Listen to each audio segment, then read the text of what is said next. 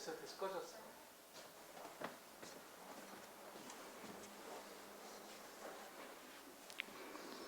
하나님 말씀 보겠습니다. 누가복음 24장 1절에서 12절까지 보겠습니다. 신약성경 139쪽에 있습니다. 우리 다 같이 읽겠습니다.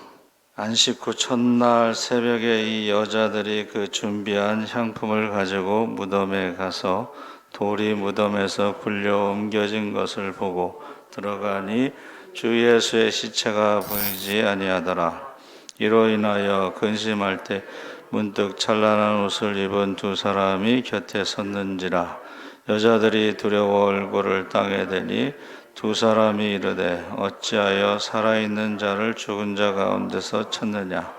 여기 계시지 않고 살아나셨느니라.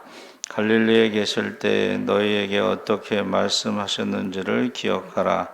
이르시기를 인자가 죄인의 손에 넘겨져 십자가에 못 박히고 제3일에 다시 살아나야 하리라 하셨느니라 한데, 그들이 예수의 말씀을 기억하고 무덤에서 돌아가 이 모든 것을 11 사도와 다른 모든 이에게 알리니, 이 여자들은 막달라 마리아와 요한나와 야고보의 모친 마리아라. 또 그들과 함께한 다른 여자들도 이것을 사도들에게 알리니라. 사도들은 그들의 말이 허탄한 듯이 들려 믿지 아니하나 베드로는 일어나 무덤에 달려가서 구부려 들여다보니 세마포만 보이는지라. 그 된 일을 놀랍게 여기며 집으로 돌아가니라. 아멘. 할렐루야.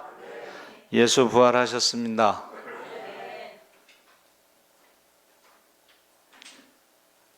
우리가 예수 부활이라고 하는 것에 재림자를 붙여서 오늘 말씀의 제목을 삼았는데, 교회력에 보면 처음에는 부활절을 중심으로 사순절과 오순절이 있었고, 그 다음에 이제 오순절이 발전하면서 4세기에 이르러 하나님을 증거하는 그리스도이신 예수님의 사역이 시작됨과 관련해서 주현절, 예수님이 세례 받으시고 공생애가 시작되는 것을 이제 주현절이라고 했고, 그 주현절이 4세기 말에 성탄절과 나누어지고 그 후에 마지막으로 대림절이 생겨났죠. 대림절은 기다린다는 뜻입니다. 그래서 오늘날 우리가 지고 있는 교회력의 기본적인 틀이 완성됐는데, 초대교회부터 4세기까지 이루어진 교회력은 초대교회의 삶과 믿음의 내용을 거의 반영하고 있고, 예수님의 오심과 순환, 죽으심과 부활, 영으로 임하시고 재림 등을 극적으로 표현하고 있습니다. 그러니까 초대교회에서부터 교회력이라는 게 만들어졌을 때 예수님의 생애인데, 그 생애에 재림이 포함된다는 거예요. 예수님의 재림이 포함되고, 우리가 주일을 지키는 것은 안식 후 첫날 부활을 기념하면서 재림을 기다리면서 주일 예배를 드리는 것입니다. 그러니까 우리가 주일 예배를 드리지 않는 것은 재림 신앙과 부활 신앙에 대해서 정확하게 신앙 고백을 못하는 것입니다. 그러니까 주일 예배는 부활 신앙과 재림 신앙을 고백하는 것이고, 초대교회 성도들의 인사말이 뭐라 그랬죠? 마라나타. 제가 마라나타 하면 여러분 아멘 주 예수 오시옵소서 한번 인사하겠습니다. 마라나타. 초대교회 성도들의 인사야. 유대인들의 인사는 샬롬이지만 교회의 인사는 마라나타입니다. 그것이 바로 재림이 바로 교회의 인사가 되는 것이죠. 그래서 1년 주기로 교회력의 가장 핵심을 이루고 있는 것은 바로 부활입니다. 기독교는 죄와 사망의 문제를 해결하는데, 그 죄와 사망의 문제를 해결하는 것이 바로 십자가의 죄값으로 죽으시고 사망 원세를 이기신 부활입니다. 그래서 부활이 없으면 예수 믿는 사람이 가장 불쌍하다. 사도 바울이 그랬습니다. 그래서 초대교회는 안식일에 모여서 예배 드리다가 그리스도의 부활로 주일 첫날, 그러니까 우리가 달력에 보면 주일이 맨 앞에 있죠. 그래서 주의 첫날을 예배 드리는데, 그래서 처음에는 유대교와 기독교가 구분이 안 됐어요. 그러니까는 기독교를 유대교의 한 분파, 사두개파, 바리새인파, 엑세네파 공동체, 쿰난 공동체, 광야에서 경건 생활하는 엑세네파, 그 다음에 나사렛, 그 다음에 열심당원. 열심당원은 독립운동하는 사람들이에요. 그러니까는 처음에는 유대교의 한 분파로 같이 예배를 드렸어요. 그러다가 나중에 기독교가 안식 후 첫날 부활을 기념하는 날로 예배를 드리면서 갈라졌습니다. 부활절 하면 가장 먼저 떠오르는 것이 달걀인데, 그리고 어머님들이 입었던 하얀 옷입니다. 오늘도 제가 차량 운행해서 오는데 어떤 분이 하얀색 그 한복을 입으셨어요. 근데 사실 부활주일 새벽에요, 하얀색 옷을 입고 긴 머리를 늘어뜨리고 이렇게 하면 사람들이 얼마나 놀라겠어요. 그런데 놀라지 않았던 건 뭐예요? 한두 명이 아니잖아. 부활절 새벽에 흰 옷 입은 사람이 한두 명이 아니기 때문에 놀라지 않았던 거예요. 근데 요새는 보기가 힘드니까 놀라는 거예요. 우리 새벽에 어떤 여자 청년이 새벽 기도를 나왔어요. 방배동에 있을 때. 그런데 이제 낮에 지나가는데 어떤 여자 청년이 인사를 하는데 누군지 모르겠어. 가만히 보니까 새벽에는 화장을 안 하고 나오고 낮에는 화장을 해서 제가 몰라봤어요. 그러니까 우리가 이 교회력의 가장 핵심이 뭐예요? 부활절이에요. 기독교는 죄와 사망의 문제를 해결하는 건데, 십자가의 죽으심으로 죄의 문제를, 부활하심으로 죽음의 문제를 이기신 것입니다. 그래서 부활절 달걀이 바로 병아리가 이렇게 깨어나는데, 제가 어제 전도 나갔다가 그 얘기했더니 근데 왜 계란을 삶냐고. 삶은 계란이 병아리가 못 나오지 않냐 그래요. 그러면서 오늘 꼭 온다고 하더니 아침에 전화했더니 전화도 안 받아. 속는 거예요. 그래도 또 나오라고 그러고, 또 오늘 꼭 온다고 그러더니 전화했더니 고향시래. 돈 벌러 갔어. 다음에 만나면 또 나오라고 그래야지. 그래서 어머니들이 하얀 옷인데, 왜 이 달걀은요, 부활절 계란은 만국 공통이에요. 근데 이것이 어디서 왔냐면 중세에 사순절 기간에 금식하던 수도사들이 부활절 아침에 계란을 먹던 그 의식이 부활절 계란의 유래가 되겠습니다. 또 검색하다 보면 또 토끼가 나와. 토끼. 이 토끼는 뭔가 했더니 독일 사람들이요, 부활절 계란을 토끼가 가져다 준다고 그 전설이 있었나 봐요. 근데 그 부활절 계란이 누가 착한 애인지 나쁜 애인지를 알고서 선물을 준다, 뭐 그런 얘기가 있어요. 그래서 그것이 미국에 가서는 또 미국 사람들은 또 놀이를 좋아하니까는 달걀 굴리기, 부활절 달걀을 굴려서 제일 먼저 깨지지 않고 도착하면 이기는 게임도 하고, 또 부활절 계란 이렇게 그리잖아요. 이쁘게 꾸며서 진짜 가짜를 구분하는데, 가짜 계란에는 뭐 그 안에 초콜릿, 뭐 사탕 이런 것이 들어있다고 그래요. 근데 우리는 아직까지는 부활절 계란을 뭐 그려서 뭐 이런 것들은 좀 낯설게 여기게 됩니다. 오늘 본문에 누가복음 24장은 오늘 새벽기도 본문하고 똑같아요. 여러분 부활절 새벽기도에 유튜브로 제가 말씀을 보냈는데 거기에 지옥 간증이 들어가 있습니다. 꼭 보셨으면 좋겠고, 누가복음 24장은 누가복음 전체의 결론이죠. 그래서 순환 이야기가 이어나오는 부활 이야기는 5부분으로 이루어졌는데, 누가는 의사죠.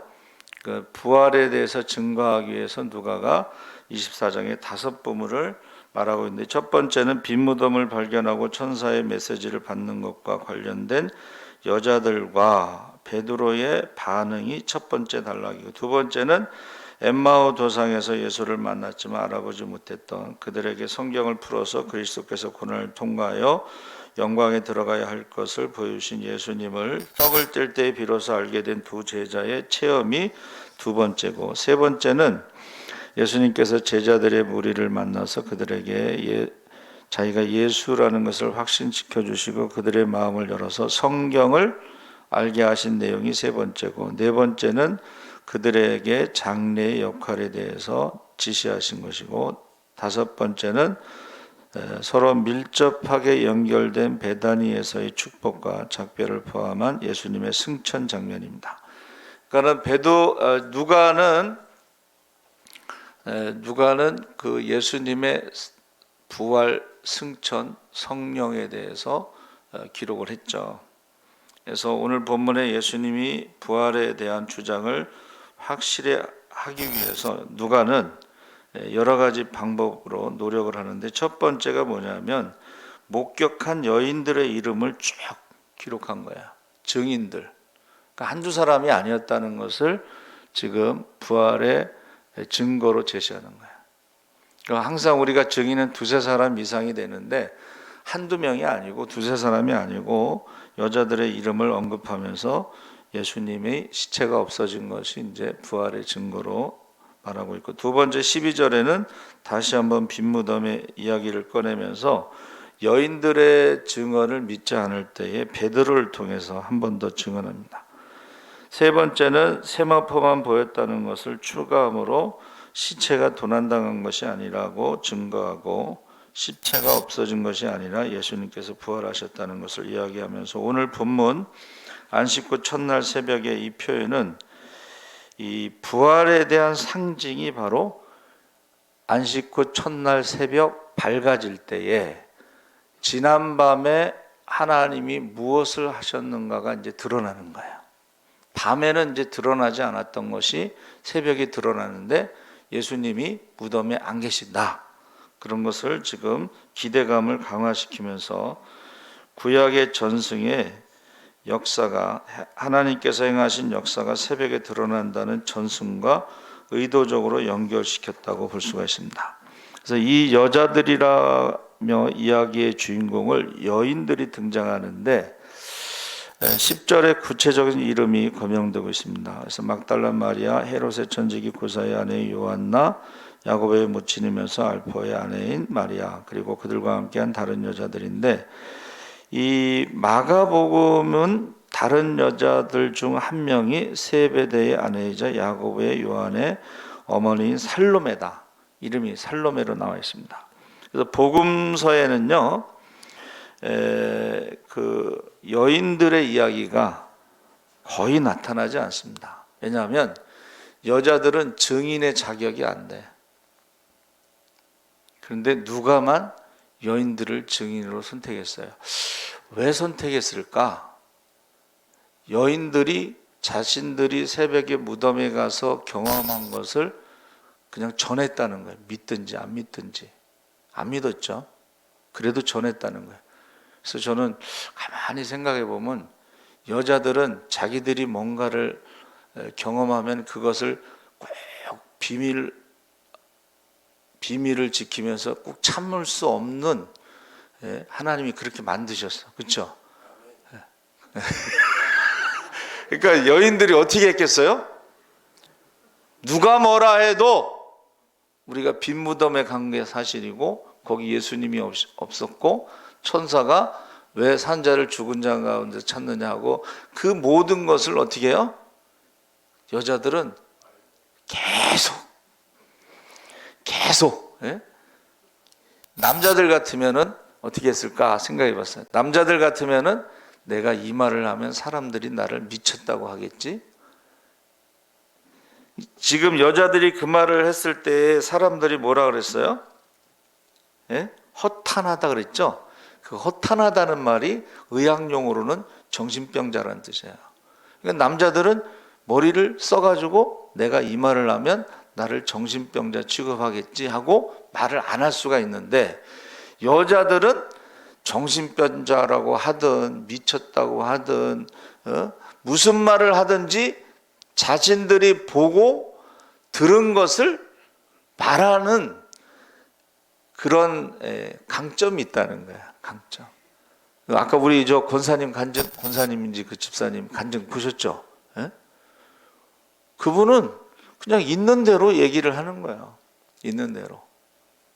그 말씀 외우는 거 1년 6개월 동안 외운 거 보면 그렇게 머리가 좋은 편은 아닌 것 같아요.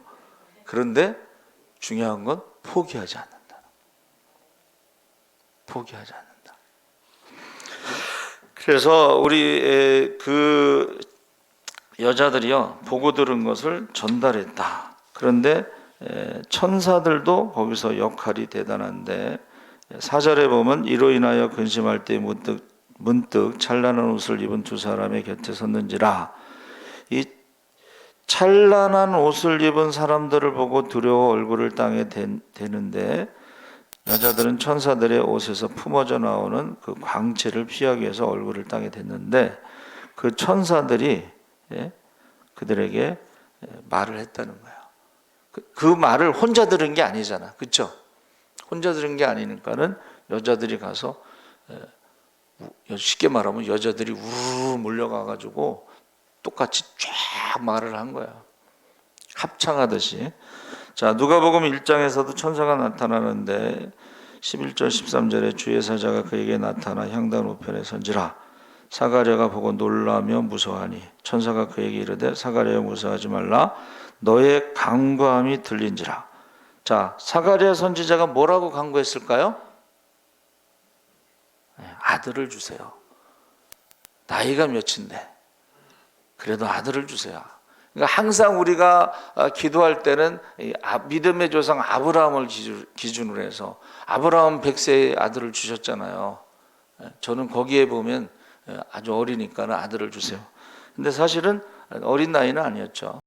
왜냐하면 엘리사벳이 나이가 많아 아들을 낳아주는데 그 이름 요한이라 해서 26절에 가면 여섯째 달에 천사가 가브리엘이 하나님의 보내심을 받아 갈릴리 나사렛이라는 동네에 가서 다윗의 자손 요셉이라 하는 사람과 약혼한 처녀에게 이르니 그 처녀의 이름 마리아라. 그러니까 이 마리아도 이것을 믿을 수가 없어요. 그렇죠? 나는 남자를 알지 못하는데 어떻게 뭐 아들을 낳습니까? 뭐 그랬더니 증거가요, 두 가지를 천사가 말했어요. 지극히 높으신 하나님의 능력이 내게 임하면, 두 번째는 내 친족 엘리사벳도 나이가 많아 지금 아기를 가졌는데 6개월이 되었다는 거예요. 6개월은 눈으로 확인이 가능하잖아요. 그러니까 마리아가 어떻게 해요? 산에 있는 엘리사벳, 숨어 있는 엘리사벳을 찾아가잖아요. 찾아가는데 마리아가 아기 가졌다는 말 안 했어요. 그렇죠? 약혼한 처녀가 아기 가졌다 그러면 이건 맞아 죽을 일이잖아요. 그러니까 엘리사벳이 내 주의 어머니가 오시니까 내 복중에서 아이가 뛰놀았다. 그러면서 막 마리아를 축복해 주는 거예요. 말 안 했는데. 그러니까 천사가, 누가복음에는 그 여인들의 이야기와 천사의 이야기가 나온다는 거죠. 그래서 11절에 보면 사도들은 그들의 말이 허탄한 듯이 들려 믿지 아니하나, 여자들의 증언에 대해 사도들의 반응이 이제 싸는가. 허탄하다는 건 아까 말씀드렸죠. 의학용어로는 정신병자고, 다른 말로 하면은 뭐 이상하다. 영어로는요, 허탄하다는 것을 영어 성경에는 넌센스로 번역을 했어요. 말이 되는 소리를 해야지. 근데 한두 명도 아니고 여러 명이 미쳤구나. 이렇게 이제 말하고 있는 거야. 한두 명이 아니고 여러 명이 미쳤구나. 말이 되는 소리 해야지. 헬라어로 레로스라는 말은 어리석은 말이나 쓸데없는 말로 번역이 되고 있습니다. 그러니까 말도 안 되고 턱도 없는 소리고 과대망상증이고 정신병자고, 그런데 그 중에 이제 베드로가 반응이 다른 거야. 왜 그러죠? 부활을 믿지 않으니까 예수님께서 변화산에 베드로와 야고보와 요한을 데리고 가서 부활의 주님을 보여줬잖아. 부활의 주님을 보여주고 하나님의 음성을 들었잖아요. 이런 내 사랑하는 아들이니까 너희는 그의 말을 들어라. 근데 예수님이 또 뭐라고 그러셨어요? 내가 부활하기 전까지는 여기서 보고 들은 거 말하지 말고 부활한 후에 믿지 않을 때 그때 가서 말하라고 그랬잖아요. 그러니까는 다 미쳤다고 그럴 때 베드로와 요한이 뛰어갔어, 무덤으로. 그렇죠? 누가 먼저 도착했죠? 요한이 먼저 도착했는데 일부 예배 우리 유영희 집사님은 베드로가 먼저 도착했대. 그건 어느 성경인지 모르겠어요. 요한은 막내고 베드로는 이제 수제자나 수제자. 근데 이제 요한은 어리니까 도착은 먼저 했지만 무서워서 무덤에 못 들어가고 베드로는 이제 나중에 와가지고 무덤에 들어갔는데 세마포가 정리가 돼 있잖아요. 세마포가 비싼 옷입니다, 여러분. 그러니까 그거를 놓고 갈 리가 없어. 도둑놈이라면 시체는 안 가져가도 세모파는 가져가요. 세마포를 벗겨서라도 가져갔을 거야. 그래서 베드로가 집으로 돌아가죠. 자, 그래서 이 베드로가 그때 무슨 생각이 났냐면 주는 그리스도시여 살아계신 하나님의 아들이십니다 했을 때에 이제 내가 순환을 받고 죽을 것이다. 3일 만에 부활할 것이다 그랬더니 그리 마옵소서. 그랬더니 예수님께서 좀 전엔 칭찬하셨다가 갑자기 사탄아 물러가라. 너는 나를 넘어지게 하는 자로다. 하나님의 일을 생각하지 않고 사람의 일을 생각하는도다. 그 말씀이 기억이 났다는 거예요.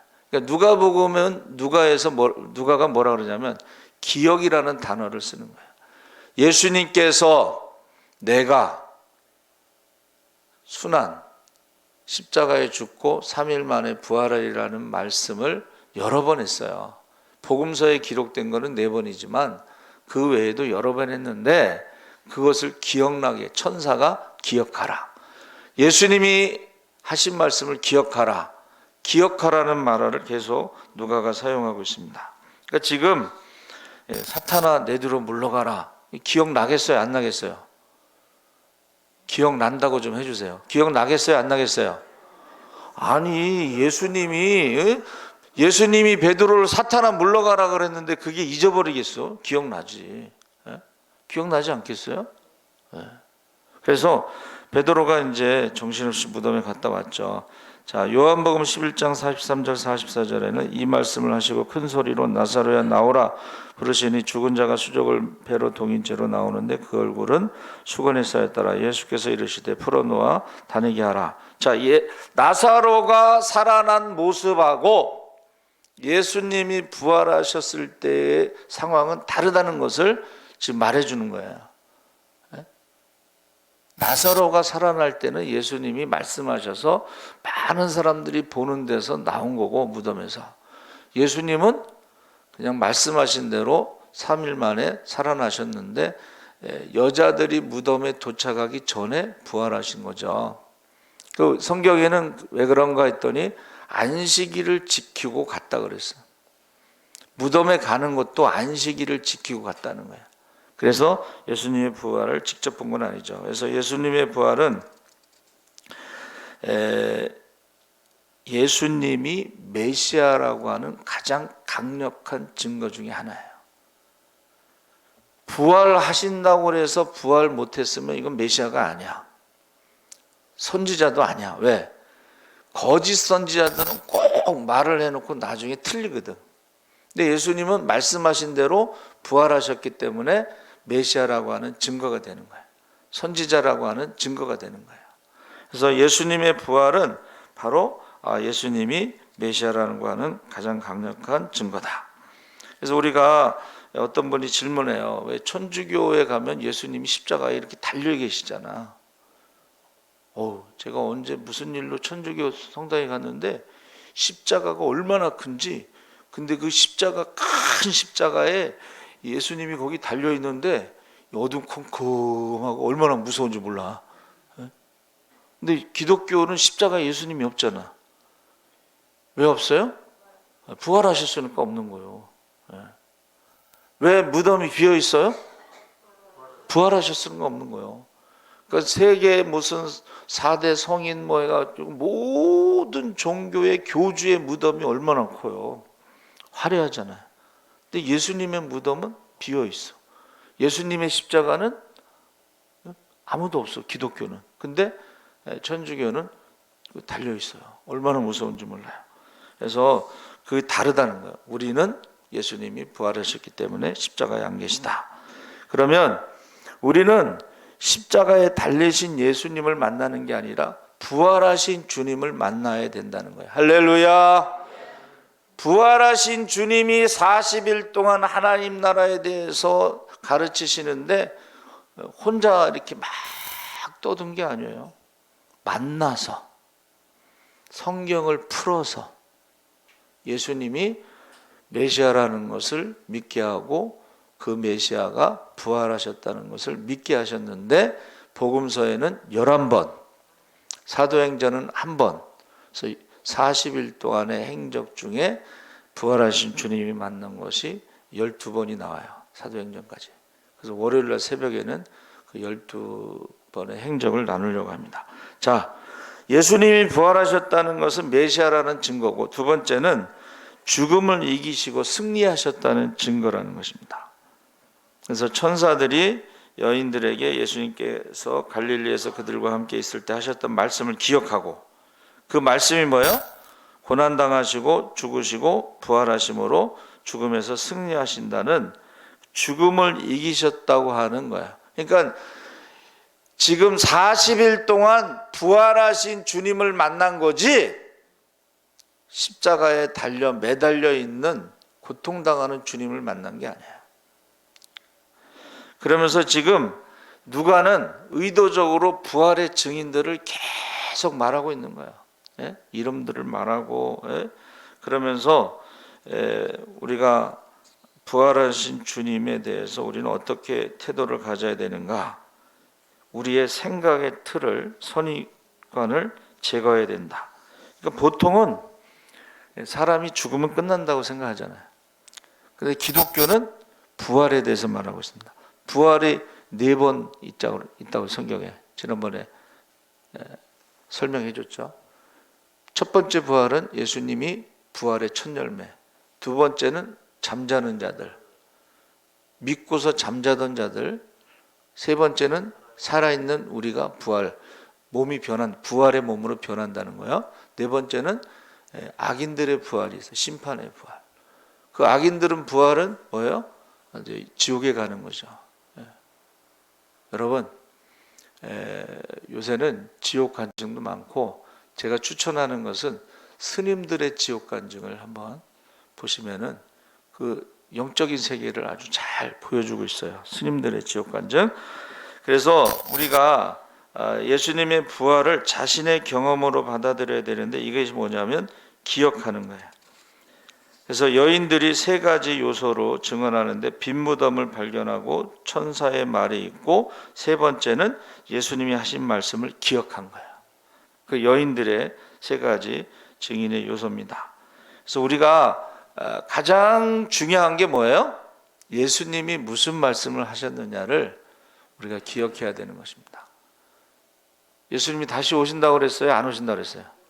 오신다고 했잖아요. 예수님이 거짓말 하겠어요? 안 하겠어요?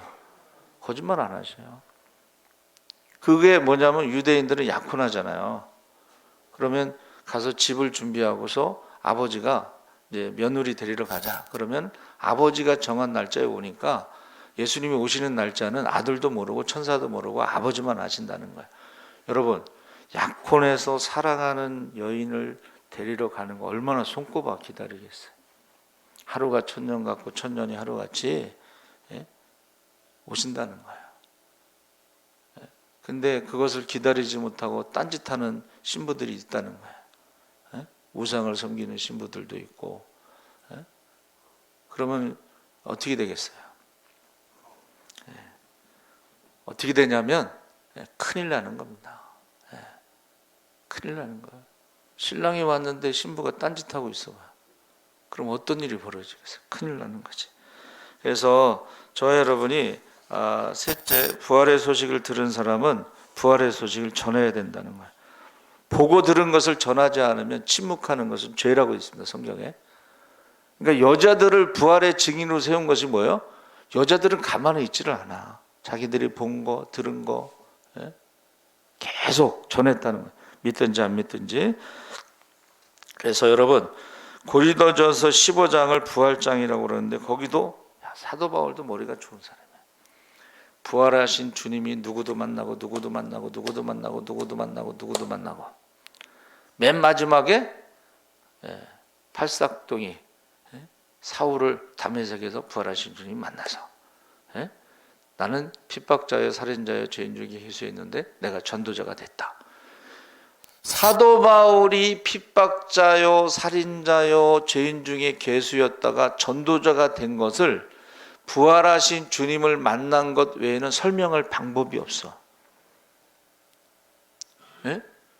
다소에서 철학을 공부하고 가말리엘 문화에서 가장 엄한 바리새파에서 자기가 공부하고 로마 시민권을 가지고 있고 종교 엘리트로 지금 승승장구하고 스펙이 너무 좋고 그런데 갑자기 그 모든 것을 나는 배설물로 여기노라 하고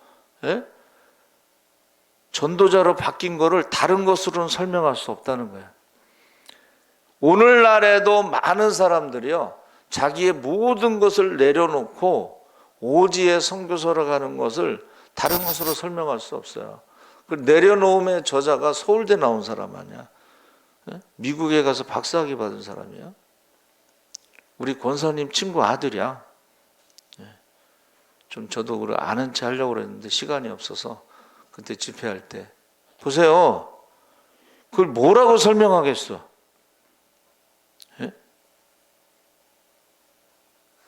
설명할 방법이 없어요. 그래서 예수님이 부활하셨다는 것을 부활의 증인들을 막 열거하다가 맨 마지막에 사도 바울이 뭐라 그래요? 대부분 살아있다고 그랬어요. 예수님, 부활하신 예수님을 만난 사람이 대부분 살아있다고 그랬어요. 몇 명은 돌아가셨지만 대부분이 살아있다는 거예요. 그래서 지금은 예수님이 부활하신 주님을 40일 동안 만난 사람들이 다 죽었어요. 그렇죠? 근데 그 중에 500명에게 동시에 나타났는데 그 중에 120여 명이 마가다락방에서 사도들과 더불어 저녁 기도에 힘쓸 때 성령을 받았어요. 그러니까 지금 교회력의 가장 핵심은 부활절인데 그 부활절이 지나고 나서 오순절에 성령 강림절이 굉장히 중요한 거야. 그러니까 저와 여러분이 사순절을 기도했는지 고난주간에 기도했는지 안 했는지 모르겠지만 사실은 부활주일서부터 우리는 오순절에 성령 받기를 기도하시기 바랍니다. 성령을 받지 않으면 숨어서 신앙생활을 하는 사람하고 똑같아. 근데 성령 받은 사람들은 어떻게 해요? 담대히 복음을 전하는데 예수 부활하셨다고. 예수 부활하셨다는 말을 어떻게 믿어요? 성령이 임하시면 권능을 받고, 권능은 권자가 귀신을 쫓는 거고 능력은 병 고치는 거예요. 귀신 쫓고 병 고치면서 예수 부활하셨고, 부활하신 주님의 이름으로 귀신을 쫓고, 부활하신 주님의 이름으로 병을 고치고, 할렐루야! 그래서 믿는 거예요. 근데 성령 받지 않으면 담대함이 없어. 두려움이 있어. 내가 교회 다니는 거 알면 사람들이 욕할지도 모르는데 두려움이 있어. 내가 전도하면 사람들이 욕할지도 모르는데 전도하면 욕 먹을 수도 있죠. 안 그래요? 욕 먹습니다. 제가 명절에 추석에 전도 나가잖아요. 그러면 미친놈이라고 그 욕해요. 여러분, 저와 여러분이 부활의 증인들은 부활을 전했다는 거예요. 근데 부활한 것을 어떻게 아느냐? 부활하신 주님을 만난 사람들은 변화가 일어난다는 거예요. 사도 바울처럼. 그래서 그것을 우리가 구원 간증이라고 그래요. 자, 두 번째는 우리가 기적의 간증이 있으면 돼요. 귀신을 쫓고 병을 고치고 하면서 기적의 간증이 있어요. 세 번째는 축복의 간증이 있습니다. 여러분, 예수 믿는 사람들이 잘 살잖아요?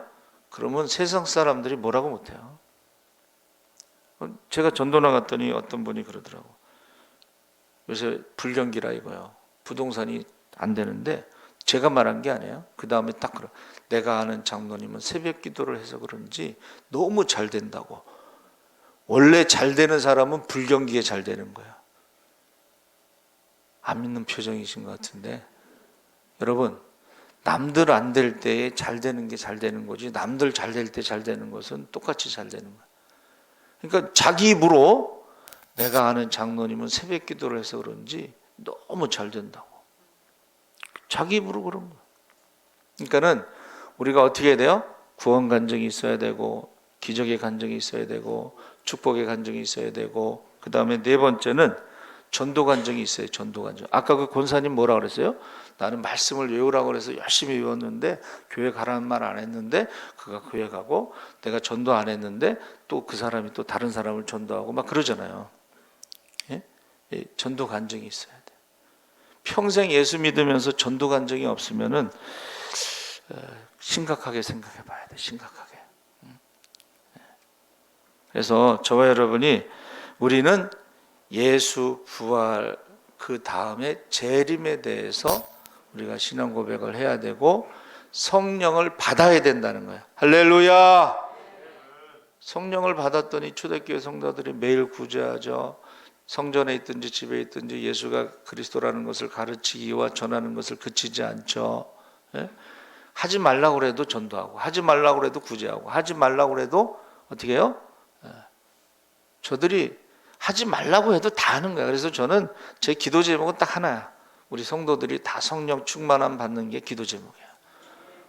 성경에 보니까 70명의 장로들이 성령이 임하니까 모세가 얼마나 편해. 할 수만 있으면 난 성령 다 받기를 원한다 그랬잖아요. 저도 할 수만 있으면 오늘 오신 분들이 다 성령 충만함 받기를 원합니다. 그게 목회가 제일 편한 방법이야. 저는 그래서 성령 충만 받기를 맨날 새벽마다 기도하고 있습니다. 살아계신 하나님 아버지 감사합니다. 우리가 예수 부활을 준비하는 사순절과 고난주간을 지내고 이제 우리가 오순절에 성령 충만함 받기를 위해서 기도하게 하시고, 이제 재림의 신앙으로, 마라나다의 신앙으로 우리가 살아가게 하여 주시옵소서. 언제 어디서 어떻게 주님 만날지 모르지만 그날에 두려움이 없도록, 부끄러움이 없도록, 후회됨이 없도록 우리의 사명과 직분을 따라 착하고 충성된 종이 되게 하여 주시옵소서. 슬피 울며 이를 갈며 쫓겨나며 얻게 하여 주시옵소서. 가족 구원을 위해서 기도하게 하시고 자녀들의 구원을 위해서 기도하게 하여 주시옵소서. 감사하며 예수님의 이름으로 기도합나이다. 아멘. 알려드리는 말씀은 중보기도 해주시고, 환우들을 해서 중보기도 해주시고, 부활주일 섬김 계라는 조현희 권사님 확진돼서 지금 못 나오신다 그랬고 기도해 주세요. 그리고 꽃은 김옥경 권사님, 이게 새벽에 났는데 벌써 여기 시들고 있어. 인생은 꽃과 같다, 풀과 같다. 시든다 그랬죠. 자, 그리고 떡은 이동호 집사님이 섬겼어요. 계란 스티커는 김정은 전 섬겼고, 내년 부활주일 계란은 신청이 돌아왔습니다. 선착순입니다. 봄 대신방은 자 4월 18일부터 거리두기 해제되죠. 25일부터 식사하는 거 풀립니다. 그래서 이번에는 개인적으로 신청하는 게 아니라 구역별로 신청해서 대신방을 하겠습니다. 그리고 뭐를 하나 광고해야 되는데 잊어버렸네. 오늘 떡에다가 또 뭐가 하나 들어가 있어요. 그게 이제 무슨 죽인데, 고구마 죽 뭐 그건데 우리 한성현 장로님이 섬기는 것입니다. 주보가 나간 다음에 그렇게 돼서 주보에는 못 나갔습니다. 기도하겠습니다. 하나님 아버지 감사합니다. 이제 우리가 부활주일을 준비하고 맞이한 성도들이 있습니다. 사순절과 고난주간에 기도하고 부활주일을 맞이했습니다. 그러나 우리는 이제 안식 후 첫날 부활을 기념하면서 재림을 초대교회 성도들처럼 마라나타의 신앙을 살아가게 하시고, 특별히 교회력에 따라서 오순절에 한 사람도 빠짐없이 다 성령 충만하게 하셔서 하나님의 자녀의 권세를 가지고 살아가게 하여 주시옵소서. 하나님 아버지 감사합니다. 이제 유튜브로 예배드리는 성도들도 있습니다. 해외에서, 농어촌에서 유튜브로 예배드리는 성도들에게도 하나님께서 함께 해주시고, 아버지 하나님, 이제 악하고 더러운 영이 떠나가게 하시고, 영적 기상도가 바뀌게 하시고, 악하고 더러운 병마가 떠나가게 하시고, 머리부터 발까지 사지백체 우정들을 고쳐주시옵소서. 또 악하고 더러운 가난의 저주가 떠나가서 믿음의 기업들을 불같이 일으켜 주셔서 24시간 365일 기적과 축복이 흘러가서 모든 사람을 얻고자 모든 사람을 섬길 수 있게 하시고 남음이 있게 하여 주시옵소서. 아버지 하나님께서 함께 하시고, 이제 아버지 마지막 때 우리가 재림의 신앙으로 마라나타의 신앙으로 살아가게 하시고, 귀한 예물을 드렸습니다. 예물이 쓰여질 때마다 하나님이 모든 것에 주인인 것을 고백하게 하시고, 아버지의 예물과 함께 기도 제목을 드렸습니다. 우리가 할 수 없는 모든 것을 믿음으로 맡길 때 이제부터는 너희가 내 이름으로 무엇이든지 구하라 그러면 시행하리라 했사오니, 이제 말씀대로 우리가 하나님 앞에 믿고 구하게 하시고 응답받게 하여 주시옵소서. 예물이 쓰여질 때마다 하나님 나라가 확장되게 하시고, 예물이 있어질 때마다 구원받은 자 수가 날마다 더하게 하여 주시옵소서. 지금은 우리 주 예수 그리스도의 십자가의 은혜와 하나님 아버지의 무한하신 사랑과 성령님의 감동하심이 이제 예수 부활의 증인으로 살아가고자 하는 모든 성도들 위해 지금부터 영원토록 함께 하시기를 간절히 축원하옵나이다. 아멘.